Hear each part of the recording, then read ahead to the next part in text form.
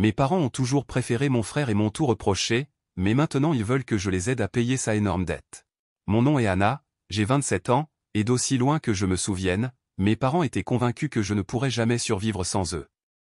Ils étaient tellement sûrs que je reviendrais à la maison en rampant dès que je ferais mes premiers pas hors de leur ombre, que je me suis mise en tête de leur prouver le contraire. Dès mon plus jeune âge, il a toujours été clair que mon frère aîné, 30 ans, était leur enfant préféré. Il pouvait faire tout ce qu'il voulait, il avait de nouveaux vêtements, des gadgets, des loisirs coûteux et un soutien sans fin. Pendant ce temps, j'étais à blâmer pour tout ce qui allait mal. Si quelque chose se cassait à la maison, c'était ma faute. S'il y avait des problèmes financiers, c'était aussi ma faute. Si je demandais quelque chose pour moi-même, j'étais accusé d'être égoïste et ingrate. Mes parents avaient un contrôle total sur tout ce que je faisais. Ils se sont assurés que je n'apprenne pas les compétences de base de la vie comme gérer l'argent, cuisiner ou même postuler à un emploi. Quand je demandais si je pouvais avoir un emploi à temps partiel au lycée, ils me donnaient toujours la même réponse: concentre-toi sur tes études, tu n'as pas à te soucier de l'argent. Cependant, quand mon frère voulait de l'argent supplémentaire pour un concert ou un voyage avec des amis, soudain, l'argent n'était plus un problème. Depuis que je suis petite, je rêvais d'étudier le graphisme. J'adorais l'art et je passais des heures à apprendre par moi-même différents programmes de conception, à regarder des tutoriels en ligne et à esquisser secrètement des idées. Mais quand j'ai mentionné mon intérêt à mes parents, ils l'ont immédiatement interdit: ce n'est pas un vrai travail. Tu ne gagneras jamais d'argent en faisant ça. Tu as besoin de quelque chose de pratique. Pendant ce temps, mon frère a changé de spécialisation 3 fois jusqu'à ce qu'il se décide finalement pour l'administration des affaires, et mes parents ont tout financé pour lui sans problème. Le coup final est arrivé pendant ma dernière année de lycée. J'ai passé des mois à rechercher une aide financière et des bourses, sachant que mes parents ne m'aideraient pas. Ils m'ont promis qu'ils s'occuperaient de ma demande de FAFSA, puisqu'ils savaient comment, ces choses, fonctionnaient mieux que moi. Mais quand je m'en suis rendu compte, les délais étaient déjà passés et je n'avais plus d'option. Quand je les ai confrontés, ils ont agi comme si ce n'était pas un problème: tu n'as pas besoin d'aller à l'université tout de suite. Prends une année sabbatique et reste à la maison, on verra ce qu'on fait. C'est là que j'ai su que si je ne partais pas de là, je ne le ferais jamais. Ce qu'ils ne savaient pas, c'est que j'avais travaillé à des emplois temporaires comme babysitter et tutrice, économisant tout ce que je gagnais sur un compte secret. Le jour de mes 18 ans, j'ai emballé tout ce que je pouvais transporter, je suis parti et je n'ai jamais regardé en arrière. Ils n'ont pas essayé de m'arrêter. En fait, ils ont ri: tu vas revenir dans un mois.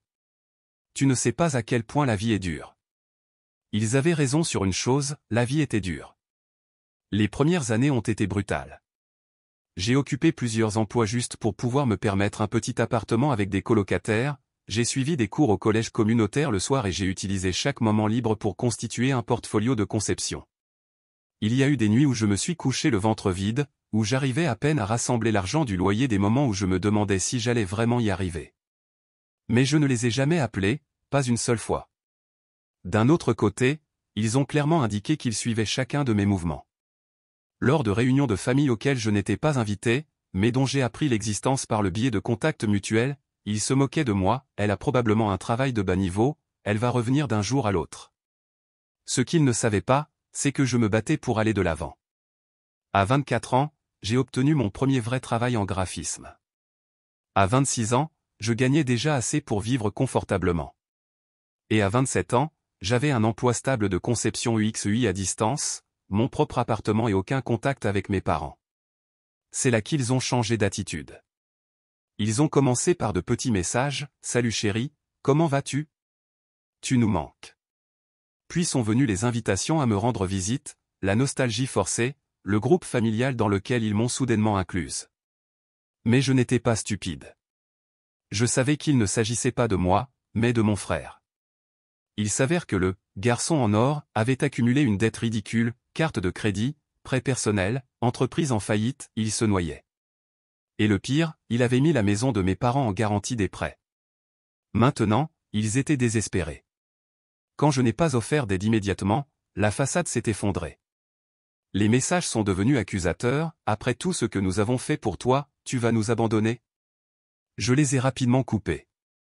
Puis ils ont commencé à contacter des parents éloignés à qui je n'avais pas parlé depuis des années, me disant que la famille c'est la famille, tu dois aider, et mon préféré, maintenant que tu as un bon travail, que sont quelques milliers pour toi. C'est là que j'ai décidé de lâcher la bombe, non seulement je refusais d'aider, mais je prévoyais également de quitter le pays. J'avais tout préparé, visa, travail et un appartement qui m'attendait à l'étranger. Je l'avais gardé secret pour éviter les drames, mais maintenant je voulais qu'il le sache. Quand je l'ai mentionné, la réaction a été exactement celle à laquelle je m'attendais, panique, cris, menaces. Ma mère a pleuré de manière inconsolable, mon père a exigé de savoir qui avait mis ces idées dans ma tête, et mon frère, furieux, incapable de comprendre comment je pouvais les laisser alors qu'ils avaient le plus besoin de moi. Je les ai laissés se déchaîner, puis je les ai bloqués. Le meilleur dans tout ça, savoir que, pour la première fois de leur vie, ils ne pouvaient rien y faire. 2 jours plus tard, la crise a commencé.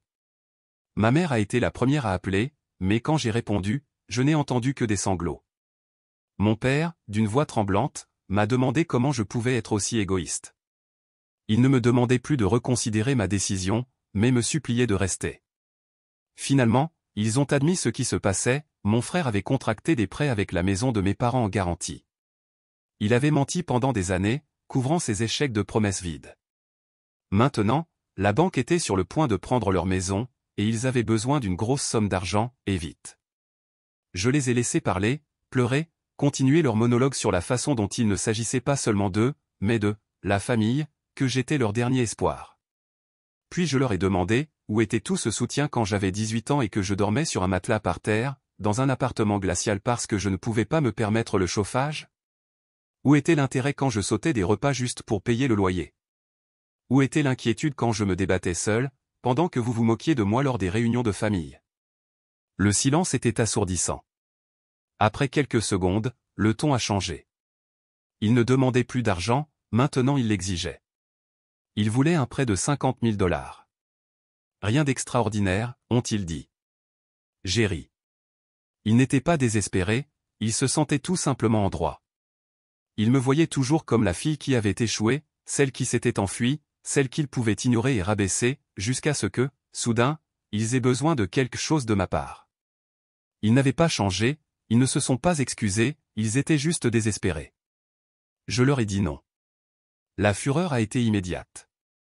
Mon père m'a crié dessus sur la façon dont je pouvais les laisser tout perdre, ma mère m'a accusé d'être ingrate et cruelle, de ne pas apprécier tout ce qu'elle avait fait pour moi, mon frère, furieux, n'arrivait pas à croire comment je pouvais leur tourner le dos alors que j'avais tant à donner. Je les ai tous bloqués, mes parents, mon frère et tous les numéros qu'ils avaient utilisés pour me contacter. Et, comme prévu, les messages ont continué d'arriver, mais cette fois à partir d'autres numéros. La famille élargie, cette fois, était implacable. Je n'avais pas parlé à ma famille depuis des années, mais soudain, des messages de masse ont commencé à arriver. Ils m'ont accusé d'abandonner mes propres parents, de regarder mon frère souffrir. Certains ont essayé de me manipuler directement, disant que si ma mère mourait de stress, ce serait de ma faute. Je les ai tous ignorés, jusqu'à ce que je reçoive un message de ma tante. Contrairement aux autres, elle n'a pas essayé de me blâmer, elle était de mon côté. Elle connaissait la vérité, mes parents ne traversaient pas de difficultés financières ou de problèmes imprévus. Ce qui s'était passé, c'est qu'ils avaient gaspillé leur argent en vacances, en cadeaux pour mon frère et en produits de luxe qu'ils ne pouvaient pas se permettre. Pendant des années, ils avaient jeté leur argent par les fenêtres, convaincus que s'ils venaient à manquer de ressources, ils pourraient m'en exiger davantage. Quand j'ai refusé d'aider, mon frère a explosé. Il est allé directement sur les réseaux sociaux, écrivant un long message dramatique sur la façon dont certaines personnes oublient leurs racines, sur la façon dont la famille devrait passer en premier, sur l'injustice que c'était que ceux qui ont de l'argent le gardent pendant que d'autres souffrent. Il ne m'a pas mentionné directement, mais il n'était pas nécessaire d'être un génie pour comprendre qu'il parlait de moi.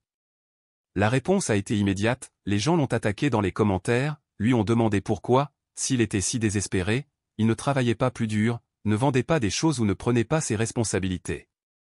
Un utilisateur lui a même dit qu'il n'avait pas le droit d'exiger quoi que ce soit, qu'il avait l'air trop en droit. La situation a empiré lorsqu'un de ses anciens amis a publié des preuves, des captures d'écran de messages et de documents montrant que mon frère avait menti sur ses demandes de crédit, falsifié des documents, gonflé ses revenus, et maintenant la banque le poursuivait. Les choses ont continué d'empirer, jusqu'à ce que mes parents décident de prendre des mesures extrêmes, ils ont envoyé un courriel à mon travail, aux ressources humaines, m'accusant d'abandonner mes responsabilités familiales et leur demandant de reconsidérer mon emploi pour être une personne aussi insensible. Mais ils ont échoué. Mon patron m'a appelé pour me montrer le courriel et m'a demandé si j'allais bien. Il m'a dit que c'était du harcèlement et que nous pouvions prendre des mesures si nécessaire. Les ressources humaines avaient déjà répondu poliment, précisant qu'elles ne s'impliquaient pas dans les affaires personnelles et leur demandant de cesser tout contact. À ce moment-là, j'ai pris une décision, le soir même, j'ai changé mon vol et avancé tous mes plans. Dans moins d'une semaine, je serais parti, et cette fois, ils ne pouvaient rien faire pour m'arrêter. Le vol était réservé, mes valises étaient faites et dans moins de 24 heures, je partirais pour toujours. Tout était planifié dans les moindres détails, sauf un petit détail, ma famille a découvert mon plan. J'ai appris plus tard qu'une cousine éloignée en qui j'avais confiance avait laissé échapper l'information, et quelqu'un d'autre l'a divulguée. En quelques heures, mon téléphone s'est mis à sonner sans arrêt avec des appels de parents dont je n'avais pas eu de nouvelles depuis des années, tous désespérés de me parler. À ce moment-là, j'ai su que quelqu'un avait divulgué mon vol. J'ai ignoré tous les appels, désactivé les notifications et me suis dirigé directement vers l'aéroport. Quand je suis arrivé, l'endroit était bondé. Je me suis déplacé rapidement dans la foule, la tête baissée, et j'ai passé la sécurité sans problème. Je suis arrivé à la porte d'embarquement sans aucune complication, jusqu'à ce que j'entende un cri qui a résonné dans tout le terminal. Je me suis retourné et ils étaient là, mes parents et mon frère, qui m'attendaient. Ma mère pleurait à chaudes larmes, mon père avait l'air furieux et mon frère était hors de lui. Je n'arrivais pas à croire qu'il m'avait suivi jusque-là. « Anna » a crié ma mère. « Ne pars pas. Nous avons besoin de toi. » Je n'ai pas répondu, je me suis juste retourné, j'ai regardé la zone d'embarquement et j'ai essayé de les ignorer. Mais ensuite, mon frère s'est mis à crier à plein poumon, m'accusant de les abandonner, d'être égoïste, de ruiner leur vie. Les gens nous regardaient, certains chuchotaient, d'autres sortaient leur téléphone. J'ai vu un employé de l'aéroport regarder la scène avec désapprobation. C'est alors que ma mère s'est effondrée par terre, jouant la victime, pleurant de manière hystérique. Les gens se sont rapidement approchés pour lui offrir leur aide, une femme lui a proposé un médecin et une autre lui a donné de l'eau. Mon père a crié que je tuais ma mère en partant. À ce moment-là, la sécurité est arrivée, 2 agents calmes et professionnels ont demandé ce qui se passait. Ma mère, toujours au sol, a continué de pleurer et de dire que je l'avais abandonnée, que j'avais été manipulé, que j'étais influencé par des personnes extérieures. Mon frère, me pointant du doigt, m'a accusé d'être une mauvaise personne. Je n'ai pas répondu, j'ai juste sorti ma carte d'embarquement et je l'ai levée. L'employé de la compagnie aérienne a hoché la tête et m'a dit que je pouvais passer, l'embarquement avait déjà commencé. C'est alors que mon père a attrapé ma valise, non pas pour m'empêcher de partir, mais pour l'ouvrir. Il est allé directement chercher mon passeport. La sécurité est intervenue instantanément, lui disant de lâcher la valise. Il a essayé de faire passer cela pour un malentendu, mais il s'en fichait. Ils lui ont dit que s'il ne se calmait pas, il le ferait sortir de l'aéroport. J'ai fait un pas en avant, j'ai regardé mes parents et mon frère une dernière fois et j'ai dit assez fort pour que tout le monde entende, je vous enverrai une carte postale, si je me souviens que vous existez. Et je suis parti. Je suis monté dans l'avion, j'ai pris ma place, j'ai attaché ma ceinture de sécurité et, pour la première fois de ma vie, je me suis senti libre. Lorsque l'avion a atterri dans mon nouveau pays, j'ai allumé mon téléphone. J'avais des dizaines de messages, ma messagerie vocale était pleine et ma boîte de réception était inondée de courriels de parents. Je les ai tous bloqués. J'ai quitté l'aéroport et je me suis retrouvé dans un monde complètement nouveau, pas de parents, pas de frères, pas de culpabilité, juste moi et la vie que j'avais travaillé si dur à construire. Les premiers jours ont été consacrés à l'adaptation, paperasse, changement culturel et adaptation à un nouvel emploi. Mais chaque défi me rappelait pourquoi j'étais parti. J'ai passé les premiers jours à m'organiser, à m'installer dans ma nouvelle maison, à rencontrer de nouvelles personnes, jusqu'à ce que je reçoive la nouvelle, mes parents avaient perdu leur maison. La banque a pris tout ce qu'ils avaient et ils ont été contraints de déménager dans une maison de location. Mon frère, quant à lui, a vu sa vie s'effondrer, le procès auquel il était confronté était sérieux, ses créanciers ne le poursuivaient pas seulement en justice, mais s'en prenaient également à tout ce qu'il possédait. Ils ont saisi sa voiture, son crédit a été détruit et il ne lui restait plus d'argent et personne pour le sauver. La famille a réagi de manière divisée, certains, furieux, m'ont traité d'insensible et d'égoïste, mais d'autres m'ont carrément félicité, disant simplement « bien joué ». Apparemment, je n'étais pas la première personne à qui mes parents avaient fait du mal, je n'étais pas la première personne que mon frère avait utilisée, mais j'étais la première à réussir à m'échapper. J'ai pris une décision définitive, j'ai coupé les ponts avec ceux qui s'étaient rangés du côté de mes parents, avec ceux qui m'avaient fait culpabiliser, avec ceux qui ne me voyaient que comme un moyen de parvenir à leur fin. Cependant, certaines personnes, comme ma tante, qui m'avaient averti de l'insouciance financière de mes parents, je les ai gardées à distance, mais je ne les ai pas complètement exclus.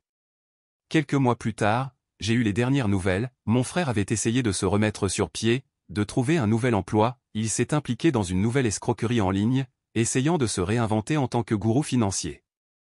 Mais au final, tout s'est effondré, et il refusait toujours de prendre la responsabilité de ses erreurs.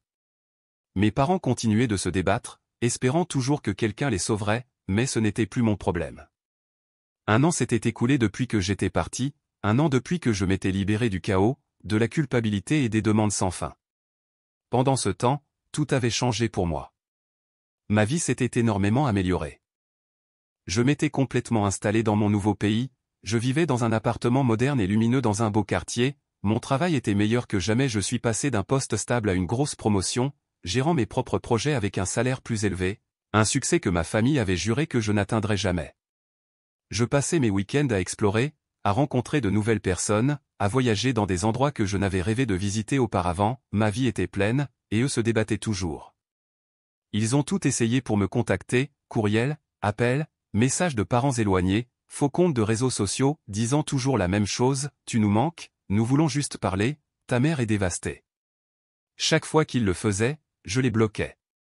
Mais ce qui a le plus attiré mon attention, c'est un long courriel de mon père, pas d'excuses ni de remords, mais une manipulation complète, un sentiment de culpabilité sur la façon dont ils arrivaient à peine à joindre les deux bouts dans leur nouvelle location, comment leur vie s'était effondrée sans mon aide, et comment tout ce qu'ils avaient, sacrifié, pour moi avait été perdu.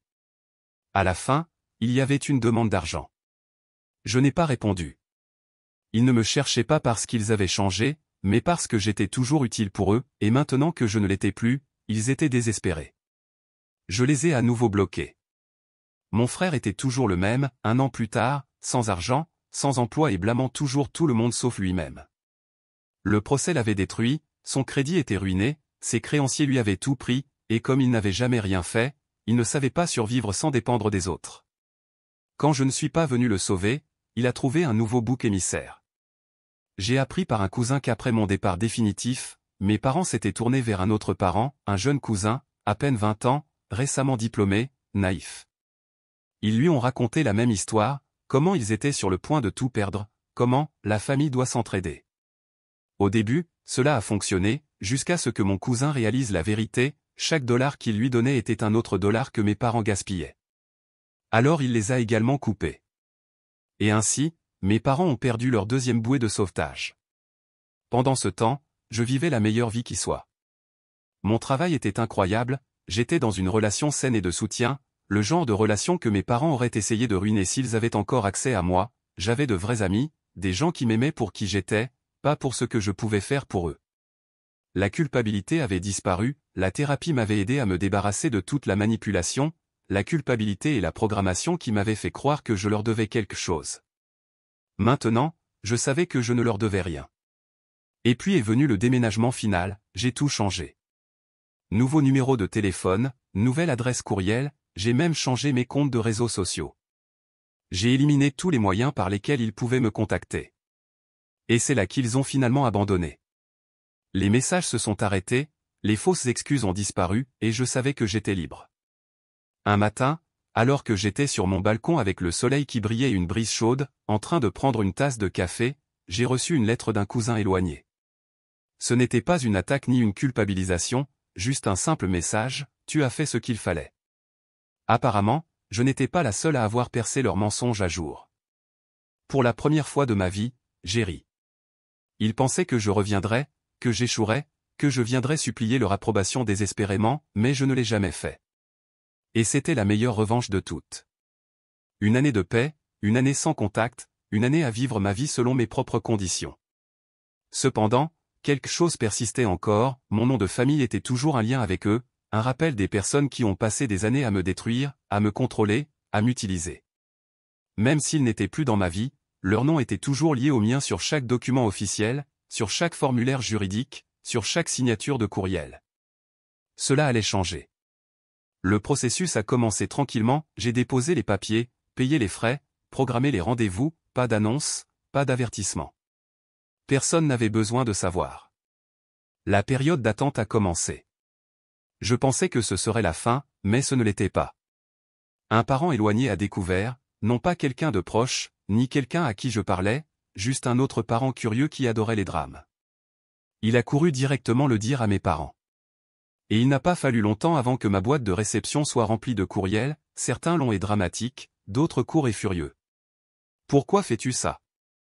C'est une gifle. Après tout ce que nous avons fait pour toi.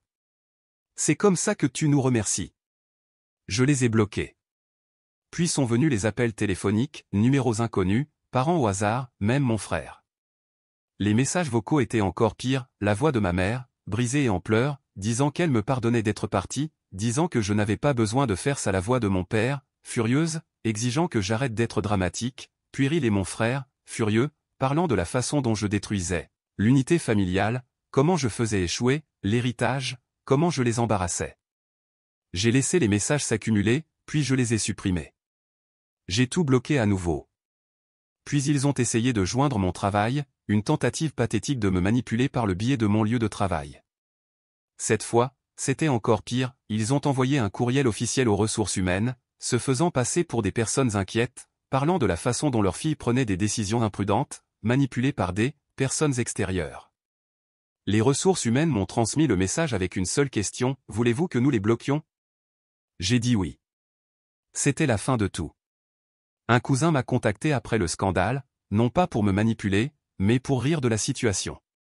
Apparemment, mes parents et mon frère avaient passé la semaine précédente à se plaindre à qui voulait l'entendre, furieux de la façon dont je les avais trahis, comment j'avais jeté mon identité. Personne ne les a soutenus, la plupart s'en fichaient et certains ont ri, parce qu'en fin de compte, ils l'avaient fait eux-mêmes. Enfin, la demande de changement de nom a été approuvée. J'ai tenu le document officiel entre mes mains et, pour la première fois, j'ai senti un poids s'envoler. Mon nom était le mien, pas le leur, pas quelque chose de lié à des gens qui essayaient de me contrôler. Ce soir-là, je suis sorti avec des amis pour fêter ça. Nous avons porté un toast à une nouvelle identité, une nouvelle vie, un avenir où ils ne pourraient pas me suivre. Et c'est là que j'ai pris ma dernière décision, j'ai écrit une lettre. Même si je n'ai jamais eu l'intention de l'envoyer, c'était juste pour moi, pour sortir tout ce que je ne leur avais jamais dit. Chaque mot qu'ils avaient réduit au silence, chaque moment où ils m'avaient rabaissé, blessé ou abandonné, chaque fausse excuse, chaque mensonge, chaque manipulation, je l'ai tout écrit. Puis je l'ai brûlé, parce qu'il n'en valait même plus la peine. À ce moment-là, j'ai compris, ils n'avaient jamais eu de pouvoir sur moi, du moins pas vraiment. J'avais seulement cru qu'ils en avaient. Maintenant, enfin, j'étais libre. Aucun nom de famille ne me liait à eux. Il n'y avait aucun moyen pour eux de me joindre, de me contrôler ou de me faire culpabiliser. Il n'était qu'une mauvaise histoire que j'avais laissée derrière moi. Et avec cette révélation, j'ai commencé à aller de l'avant. Cela fait 2 ans que j'ai disparu de la vie de ma famille. 2 ans de paix, de prospérité. 2 ans sans contact, jusqu'à ce que je me fiance. Ce n'était pas soudain, j'étais dans une relation solide et saine depuis plus d'1 an avec un partenaire qui me respectait et n'essayait jamais de me contrôler. Je n'avais pas besoin de prouver ma valeur. Les fiançailles étaient simples, privées, parfaites. Le mariage était encore plus petit, juste des amis proches et quelques membres de la famille de confiance. Il n'y a pas eu d'annonce ni de drame.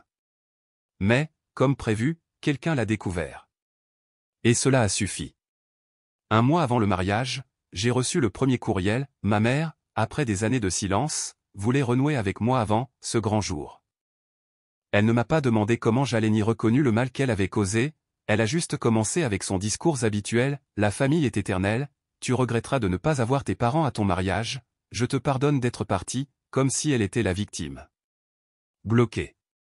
Quelques jours plus tard, mon frère, avec un long message arrogant, a insisté sur le fait que c'était son droit de me conduire à l'hôtel, comme s'il n'avait pas passé des années à me traiter comme si j'étais inférieur, comme s'il m'avait jamais soutenu ou considéré. Bloqué. Puis est venu le chantage émotionnel, des courriels et des appels de parents ont inondé ma boîte de réception: tu vas le regretter, tu fais une énorme erreur, tu ne peux pas effacer la famille. Bloqué. À ce moment-là, j'ai su qu'ils n'essayaient pas seulement de me manipuler, mais qu'ils allaient se présenter. J'ai donc pris des précautions, j'ai appelé le lieu du mariage, expliqué la situation et envoyé une notification officielle. La sécurité a été informée, leurs noms ont été interdits et des mesures supplémentaires ont été mises en œuvre. Je ne laisserai rien interférer. Le jour du mariage, la cérémonie avait déjà commencé lorsqu'ils sont arrivés. Non pas discrètement, mais en faisant une scène, ma mère pleurant au ralenti, mon père furieux et rouge, et mon frère criant sur la façon dont je ruinais la famille, comment je les embarrassais. C'est notre droit, ont-ils dit. La sécurité était prête et les a sortis sans hésitation, sans avertissement, sans dispute, ils ont juste été escortés hors des lieux. À l'intérieur, la cérémonie s'est poursuivie sans interruption, sans distraction. C'était juste une journée parfaite. Je n'ai appris le spectacle à l'extérieur que plus tard, lorsque des invités m'ont parlé de la bagarre, ma mère, les yeux brillants de fausses larmes, suppliant les gardes mon père, derrière elle, raide et furieux, regardant avec dédain ceux qui les arrêtaient. Quelqu'un a pris des photos, un autre a enregistré l'incident, au final, certains ont ri de la scène, considérant à quel point c'était pathétique. Ce soir-là, pendant que je célébrais, mon frère s'est défoulé sur Facebook, un message m'accusant d'être une traîtresse, de les avoir abandonnés, d'être ingrate, rien que je n'attendais pas. Personne n'était d'accord avec lui, les commentaires étaient brutaux, en droit, grandis, ils ont même lié ces affaires frauduleuses. Je ne l'ai même pas lu, je l'ai juste bloqué. Le lendemain, je suis monté dans un avion et je suis parti en lune de miel, 2 semaines sans drame, sans stress, sans que la famille ne gâche quoi que ce soit. Et à mon retour, ils ont finalement arrêté d'essayer. Bloqué, ivre de colère, mais hors de ma vie. Au fil des ans, mes parents ont essayé de me contacter moins souvent, les courriels étaient moins fréquents, les appels de numéros inconnus se sont espacés. Cependant, de temps en temps, un parent éloigné essayait encore de prendre de mes nouvelles. C'était une période de paix, ou du moins je le pensais, jusqu'à ce qu'un jour un courriel arrive. Non pas d'eux, mais d'un avocat qui s'occupait de l'héritage de mon grand-père. Le testament exigeait la signature de tous les bénéficiaires, y compris moi, afin que les biens puissent être distribués. Ma famille avait supposé qu'il serait facile d'obtenir ma signature, ils pensaient que je me présenterais, que je signerais et que je les laisserais tout garder, comme si j'étais toujours la fille soumise que j'avais toujours été. Mais je n'ai pas répondu. Au lieu de cela, j'ai engagé mon propre avocat. Pas de contact direct, juste une action en justice. Quelques jours plus tard, j'ai reçu un autre courriel, cette fois de mon frère. Rien à voir avec avant, il n'y avait ni cri ni exigence, juste des supplications sur la difficulté de la vie sans mon aide, comment il avait changé, et comment je lui devais ça. Je l'ai ignoré, je l'ai bloqué. Puis un appel de ma mère, en pleurs, prétendant être la mère aimante qu'elle n'avait jamais été. Elle m'a dit à quel point je lui manquais et comment elle ne voulait pas que les choses se terminent ainsi, mais à la fin, une phrase a trahi toute la façade, nous avons juste besoin que tu fasses ce qu'il faut et que tu signes. Pure manipulation. Bloqué. Le processus juridique s'est déroulé rapidement. Mes parents ont essayé de manipuler le testament, mais ils ont constaté que ce ne serait pas si facile. Ils ont perdu. J'ai pris ma part, pas un centime de plus, pas un centime de moins. Mais je ne leur ai rien donné, pas un seul centime. La dernière explosion de fureur est survenue peu de temps après, un dernier courriel de leur part, plein d'insultes, me traitant d'égoïste, de méchante, de traîtresse. Cette fois, j'ai répondu par un seul message, c'est la dernière fois que vous aurez de mes nouvelles. Puis j'ai supprimé leur courriel, changé mon numéro et finalement, je suis parti pour toujours. Des années ont passé. La trentaine, ma vie était si différente de mon passé qu'elle semblait à peine réelle. Il n'y avait ni culpabilité ni poids sur mes épaules, juste la paix. Je ne pensais pas à eux, pas une seule pensée à ma famille. La dernière fois que j'ai eu de leurs nouvelles, c'était par l'intermédiaire d'un parent éloigné qui m'a dit que mes parents se débattaient toujours, amers et sans argent, que mon frère avait déjà la quarantaine, toujours au chômage, et blâmant le monde pour son échec. Aucun de ces problèmes n'était le mien, et c'était le meilleur. Ma vie était florissante, financièrement stable, voyageant quand je le voulais, prenant soin de moi, j'avais une vraie famille, celle que j'avais construite avec mes propres amis et avec un mari qui m'aimait et me respectait vraiment. Même ma belle famille me traitait mieux que mes propres parents. J'avais réalisé tout ce dont j'avais toujours rêvé, et je l'avais fait sans eux. Je ne suis jamais retourné, pas une seule fois. Et c'est ce qui m'a donné le plus de satisfaction, vacances, dîner dans de beaux restaurants, dimanche tranquille sur mon canapé à regarder le coucher de soleil par la fenêtre, la vie qu'ils avaient juré que je n'aurais jamais, la vie qu'ils avaient essayé de me voler, et au final, j'ai gagné. Avec le recul, je ne changerai rien. Chaque difficulté, chaque moment de doute, chaque fois qu'ils ont essayé de me détruire, m'ont conduite à ce moment, la liberté, le bonheur, une vie où il n'existait plus. À tous ceux qui sont piégés dans une famille toxique, vous ne leur devez rien. Ni votre temps, ni votre énergie, ni votre vie.